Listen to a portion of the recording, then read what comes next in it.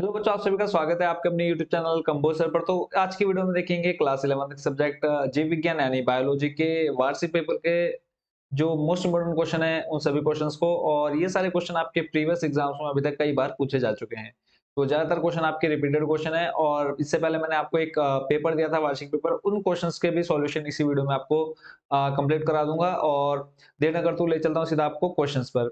जिन बच्चों ने अभी तक चैनल को सब्सक्राइब नहीं किया है, चैनल को जरूर सब्सक्राइब कर लीजिए अगर आपको अच्छे से प्रिपरेशन करनी है आपके एग्जाम की। तो कुछ एमसीक्यू आपको मैंने पेपर में दिए थे, पहले हम उन एमसीक्यू को देख लेते हैं, उसके बाद फिर चलेंगे इंपॉर्टेंट क्वेश्चंस पर। और जितने क्वेश्चन आप देखेंगे सारे मोस्ट इंपोर्टेंट रहने वाले हैं इस बार आपके फाइनल एग्जाम में। उससे पहले एक चीज अभी करना जो मैं भूल गया हूँ उसको मैं पहले ऑन कर लेता हूँ।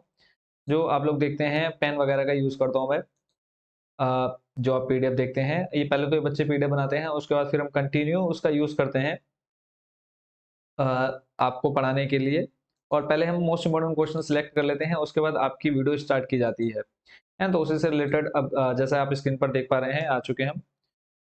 तो इसमें जो पहला क्वेश्चन देख रहे हैं वो है सही विकल्प चुनकर अपनी उत्तर पुस्तिका में लिखिए, है ना। तो ये क्वेश्चन आपके एमसीक्यू टाइप क्वेश्चन आंसर आपको मैंने जब पेपर दिया था उसमें मैंने आपको दिखा दिए थे। तो पहला था वर्गीकरण की मूल इकाई क्या है, ये आपसे पूछी गई थी, तो इसका जो सही आंसर है वो हो जाएगा जाति।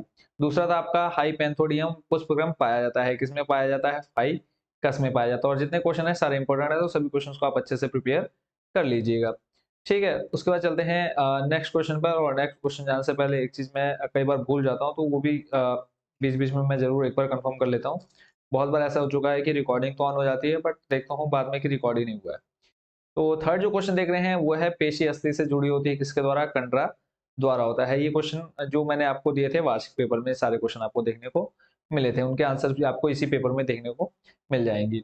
नेक्स्ट आपका था फोर्थ नंबर, यदि एक डीएनए अणु में 20% थायमिन है तो उसमें ग्वानिन कितने होंगे, तो ग्वानिन भी आपकी 20% होगी। पांचवा था आपका धान का खैरा रोग किस तत्व की कमी के कारण होता है, तो इसका आंसर हो जाएगा जिंक की कमी के कारण ये खैरा रोग होता है। नेक्स्ट सिक्स था आपका आनुवांशिक रूप से बौने पौधों को निम्न में से किसके प्रयोग से लंबा किया जा सकता है, तो आंसर इसका हो जाएगा जिब्रेलिन। ठीक है, तो मैंने आप लोगों से कहा था जब आप लोगों को पेपर वो दिया था, मैंने कहा था इसका आंसर आप लोग मुझे कमेंट बॉक्स में बताएंगे जितने आपके एमसीक्यू टाइप क्वेश्चंस हैं। नेक्स्ट क्वेश्चन है आपका 7 नंबर, मनुष्य का सामान्य सिस्टोलिक दाब यानी नाड़ी दाब कितना होता है, तो इसका आंसर हो जाएगा 120 mmHg। ठीक है, एचजी आपका क्या है यहाँ पे मरकरी है। चलते हैं नेक्स्ट, और जो कि आपका लास्ट एमसीक्यू टाइप था, इसमें आपसे पूछा है सात ग्रीवा कशेरुकाएं पाई जाती हैं तो किसमें पाई जाती है, मनुष्य में पाई जाती है, हाथी में पाई जाती है, जिराफ में पाई जाती है, यानी इन सभी में इसका सही आंसर हो जाएगा। उसके बाद चलते हैं आपके नेक्स्ट क्वेश्चन। पहला जो क्वेश्चन आप देख रहे हैं वो था विषाणु की खोज सर्वप्रथम किसने की, और सारे मोस्ट इंपोर्टेंट यहाँ से क्वेश्चन आपके स्टार्ट हो चुके हैं। ठीक है, most most most important question बच्चों ये सारे आपके जितने इस बार वार्षिक पेपर में देखने को मिलने वाले हैं। तो पहला क्वेश्चन है विषाणु की खोज सर्वप्रथम किसने की थी, तो इसका जो आंसर हो जाएगा वो हो जाएगा इवानोवस्की। 1892 में इन्होंने इसकी खोज की थी। क्लियर है। नेक्स्ट चलते हैं पादप जगत के उभयचर किसे कहते हैं, तो बायोफाइट्स का सही आंसर हो जाएगा। नेक्स्ट क्वेश्चन है वेलामेन ऊतक कहाँ पाया जाता है, तो ये अधिपादप की वायवीय जड़ों में पाया जाता है। क्लियर है। अगला है गुणसूत्र शब्द का प्रयोग सर्वप्रथम किसने किया, तो वाल्डेयर ने सबसे पहले 1888 में प्रयोग किया था। अगला जो क्वेश्चन है वो है तर्कु तंतु किस पदार्थ से बनते हैं, तो ट्यूबुलिन प्रोटीन से ये बनते हैं। नेक्स्ट आपका क्रेंज आकारिकी किस प्रकार के पौधों में मिलती है, तो C4 प्रकार के पौधों में मिलती है। नेक्स्ट अगला जो क्वेश्चन है शैवाल पुष्पन किसे कहते हैं, ये आपके यहाँ से दो दो नंबर के क्वेश्चन स्टार्ट हो चुके हैं। ठीक है, और मोस्ट इंपोर्टेंट क्वेश्चन ये भी आपके एग्जाम इस बार रहने वाला है। तो इसमें है शैवाल पुष्पन किसे कहते हैं, आंसर देख लेते हैं शैवाल पुष्पन का। बाकी ये पीडीएफ भी आप लोगों को डिस्क्रिप्शन में लिंक मिल जाएगा। तो इनमें से भी जो क्वेश्चन आपके मोस्ट मोस्ट मोस्ट इंपोर्टेंट है वो भी मैं आपको वीडियो में बता रहा हूँ, तो पहले भी एक बार वीडियो जरूर देख लीजिएगा पीडीएफ डाउनलोड करने से पहले। बाकी अगर नहीं टाइम है तो आप पीडीएफ डाउनलोड करिए, तो उसमें जितना दे रखा है आप सारा पढ़िए। ठीक है, तो आपके पास ऑप्शन है अगर आप वीडियो नहीं देखना चाहते हैं। तो जलाशयों में पोषक तत्वों की प्रचुर मात्रा के कारण शैवालों की संख्या एवं मात्रा में अत्यधिक वृद्धि हो जाती है, इसे शैवाल पुष्पन कहते हैं। यह छोटे जलीय जंतुओं के लिए हानिकारक होता है क्योंकि रात्रि में जलाशयों में ऑक्सीजन की कमी हो जाने से छोटे जलीय जीव जंतुओं की मृत्यु हो जाती है। तो आगे जो लॉन्ग क्वेश्चन आएंगे सिर्फ मैं आपको क्वेश्चन और उसका आंसर दिखा दूंगा ताकि आप लोग अच्छे से तैयार कर पाए। ठीक है, अगर मैं कंटिन्यू पढ़ते रहूंगा तो बहुत लॉन्ग वीडियो आपकी बन जाएगी। हाँ, अगला जो क्वेश्चन है मोस्ट इंपोर्टेंट वो है युग्मन संलयन तथा त्रिसंलयन में अंतर लिखिए। अब यहाँ पे आपको दोनों में अंतर दिखाना था, तो दोनों में अंतर आप यहाँ पे पढ़ सकते हैं। तो एक तरफ आप देख रहे हैं युग्मन संलयन, नर तथा मादा युग्मकों यानी पुंमड़ों तथा अंडाणु के परस्पर मिलने से युग्मनज का निर्माण होता है। इस क्रिया को युग्मज संलयन कहते हैं। ठीक है, और इधर अगर हम त्रिसंलयन की बात करें तो त्रिसंलयन में आप देख रहे हैं आवृतजीवी। आवृतजीवी में एक नर युग्मक अंड कोशिका से मिलकर युग्मन बनाता है, युग्मन युग्मक संलयन। दूसरा नर युग्मक ध्रुवीय केंद्रकों या द्वितीय केंद्रकों से मिलकर त्रिगुणित प्राथमिक भ्रूण पोष केंद्रक बनाता है। इस क्रिया को दोहरा निषेचन तथा त्रिसंलयन कहते हैं। क्लियर हो गया। अब इसके बाद चलते हैं अगले क्वेश्चन पर। अगला क्वेश्चन है चपटे कृमि तथा गोल कृमि में अंतर लिखिए। तो चपटे कृमि तथा गोल कृमि में क्या अंतर है, यहाँ पे आप देख पा रहे हैं कि चपटे कृमि में आप पहला पॉइंट देख रहे हैं, शरीर पृष्ठधारी रूप से चपटा होता है। इधर आप देख रहे हैं शरीर पतला लंबा बेलनाकार तथा दोनों सिरों पर नुकीला होता है। दूसरा है द्विस्तरीय तथा अगुहिकीय होते हैं। इस साइड आप देख रहे हैं त्रिस्तरीय तथा आभासी देह गुहा युक्त होते हैं। तीसरा है उत्सर्जन ज्वाला कोशिकाओं द्वारा होता है। इधर आप देख रहे हैं उत्सर्जन एच के आकार की नलिकाओं द्वारा होता है। क्लियर है। नेक्स्ट क्वेश्चन, इसके बाद आपके दो दो पॉइंट और हैं यहाँ पे। सिर पर चूसक तथा हुक पाए जाते हैं, सिर पर चूसक तथा हुक का अभाव होता है। पांचवा है ये द्विलिंगी होते हैं और ये एक लिंगी होते हैं। एग्जाम्पल आपको दे रखा है यकृत कृमि, फीता कृमि। इधर आपको दे रखा है गोल कृमि और फिन कृमि। ठीक है, इस क्वेश्चन का आंसर भी आपने देख लिया। चलते हैं नेक्स्ट प्रश्न पर। अगला प्रश्न है वाष्पोत्सर्जन से आप क्या समझते हैं, पौधों के लिए इसकी क्या उपयोगिता है। फिर इसी के अथवा में देखो क्वेश्चन आपका 2 से 3 बार एग्जाम में ये पूछा जा चुका अभी तक।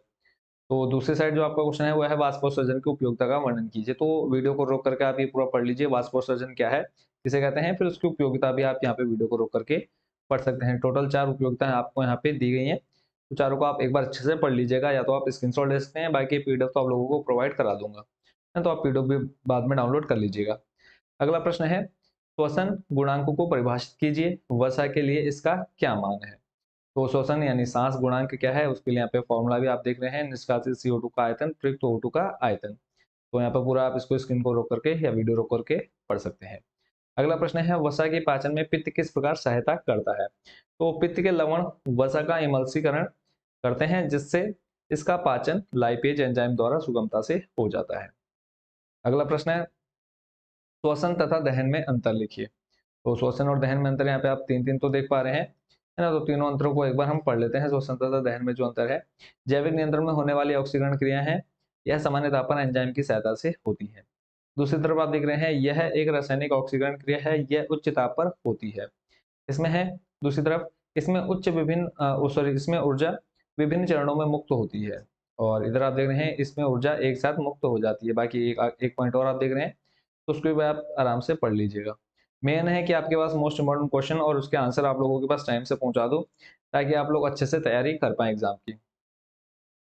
अगला है वृक्कों के 4 विकारों पर संक्षिप्त टिप्पणी लिखिए। वृक्कों के 4 प्रकार, पहला है आपका यूरेमिया, दूसरा है आपका डायबिटीज मेलिटस, तीसरा है आपका गाउट और चौथा है पथरी। ये क्या है, वृक्कों के प्रकार हैं। तो चौथा वाला शायद आपको अच्छे से दिख नहीं रहा होगा, और पांचवा भी आप देख पा रहे हैं।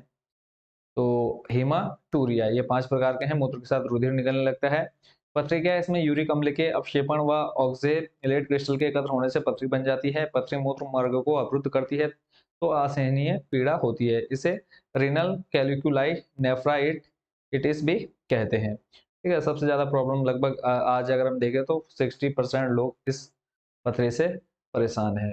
ठीक है, तो इसका ध्यान रखना है आप लोगों ने, ज्यादा से ज्यादा पानी पीना है अगर आप इसको दूर करना चाहते हैं। नेक्स्ट चलते हैं क्वेश्चन पर। अंध बिंदु तथा पीत बिंदु में अंतर स्पष्ट कीजिए। 3 बार ये क्वेश्चन आपके अभी तक एग्जाम में अभी तक पूछा जा चुका है, तो दोनों में डिफरेंस देख लेते हैं जल्दी जल्दी। तो एक तरफ अंध बिंदु, दूसरी तरफ पीत बिंदु है। तो इसको जो पहला पॉइंट है उसको हम पढ़ लेते हैं। पहला पॉइंट देख रहे हैं, इस स्थान पर शल्काएं तथा शंकु नहीं पाए जाते हैं। इधर हम देखें, इस स्थान पर केवल शंकु पाए जाते हैं, शलाकाएं तथा अन्य कोशिकाएं नहीं पाई जाती। शंकु में पीला रंग वर्णक पाया जाता है। दूसरा पॉइंट देख रहे हैं, इस स्थान से दृष्टि तंत्रिका निकलती है, अतः इस स्थान पर प्रतिबिंब का निर्माण नहीं होता है। इधर है यह नेत्र गोलक की मध्य अनुलंब अक्ष पर स्थित होता है, इस स्थान पर सबसे स्पष्ट प्रतिबिंब बनता है। तो दो दो पॉइंट आपने देख लिए। उसके बाद चलते हैं नेक्स्ट क्वेश्चन पर।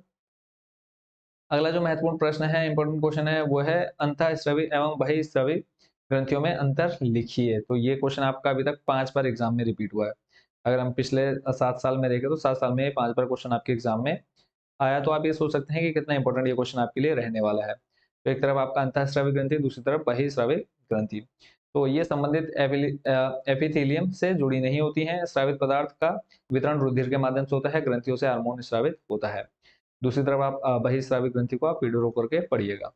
ठीक है, सभी क्वेश्चन जितने हैं सभी को कोशिश करिए कि एक अलग से नोटबुक में नोट कर लीजिए और सभी को आप बिल्कुल दिमाग में सेट कर लीजिए कि ये क्वेश्चन और इसका ये आंसर।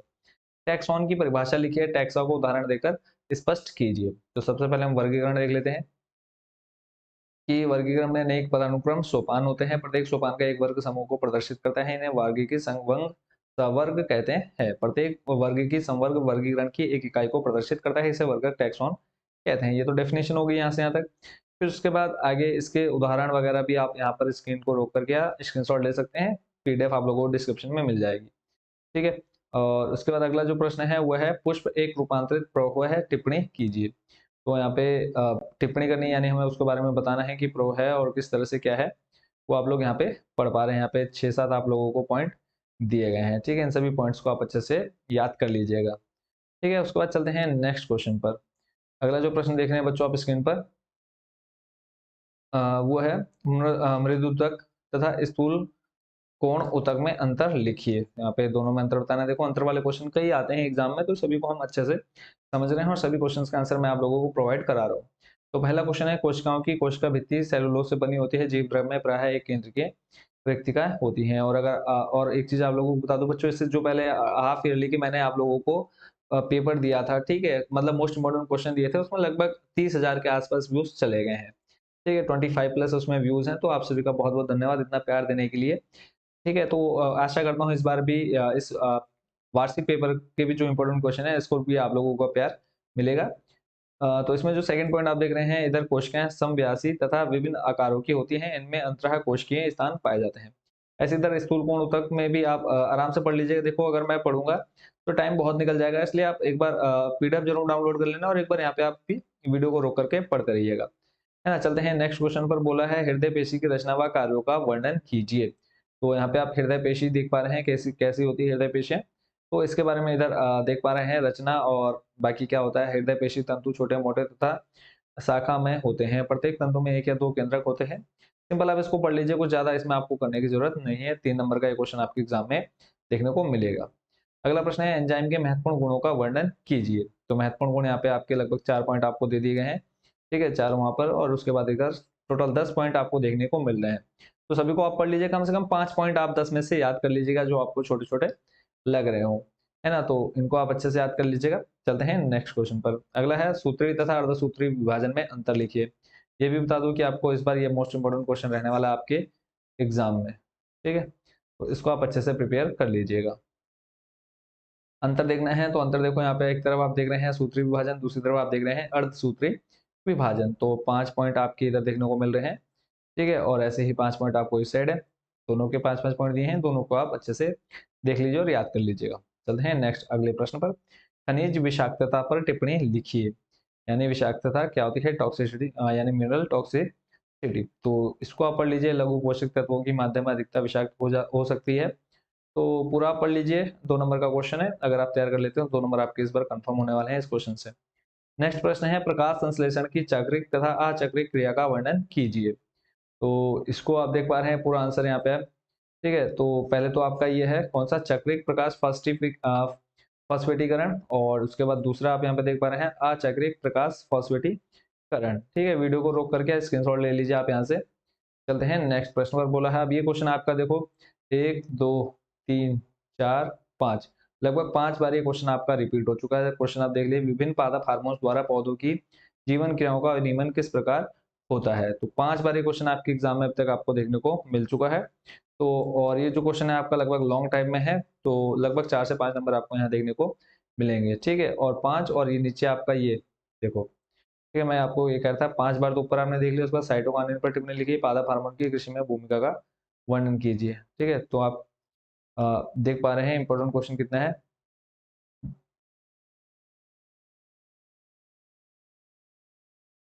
ठीक है, एक बार ले चलते हैं वापस हम अपने क्वेश्चंस पर। थोड़ा सा पेज ऊपर नीचे हो गए हैं। ठीक है, अभी हम देख रहे थे ये कि प्राकृतिक पादप विनिमय के 5 प्रमुख समूहों के बारे में बताइए। और फिर आपका इसी से रिलेटेड आप ये ऑक्सिन और इसके बारे में दे रखा है पादप हार्मोन्स के बारे में। ठीक है, तो सोच सकते हैं कि कितना इंपॉर्टेंट क्वेश्चन है ये आपके एग्जाम में रहने वाला है इस बार।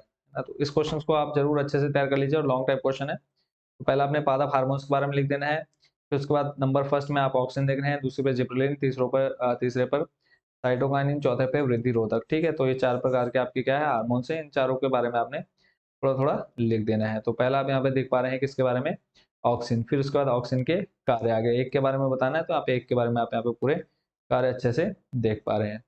ठीक है, उसके बाद दूसरा आप देख रहे हैं जिब्रेलिन, तो जिब्रेलिन के बारे में भी आप पूरा डिटेल से यहाँ पे पढ़ पा रहे हैं। ठीक है, जिब्रेलिन के बारे में, फिर कैलस वृद्धि, और उसके बाद फिर आ जाता है साइटोकाइनिन। देखो लॉन्ग टाइप है तो मैंने आपको ये कहा है कि इसमें आपको पूरे पूरे नंबर अच्छे खासे देखने को मिल सकते हैं। साइटोकाइनिन लगभग 5 से 6 नंबर का ये क्वेश्चन आपका रहने वाला है आपके एग्जाम में इस बार। ठीक है, और इसी आपके एक क्वेश्चन से लगभग 6 से 7 क्वेश्चन आपके अलग अलग भी बनेंगे। तो पूरे इस क्वेश्चन को आप अच्छे से प्रिपेयर कर लीजिएगा। ठीक है, एफसीसी का अम्ल जिसको हम वृद्धिरोधक अम्ल बोलते हैं।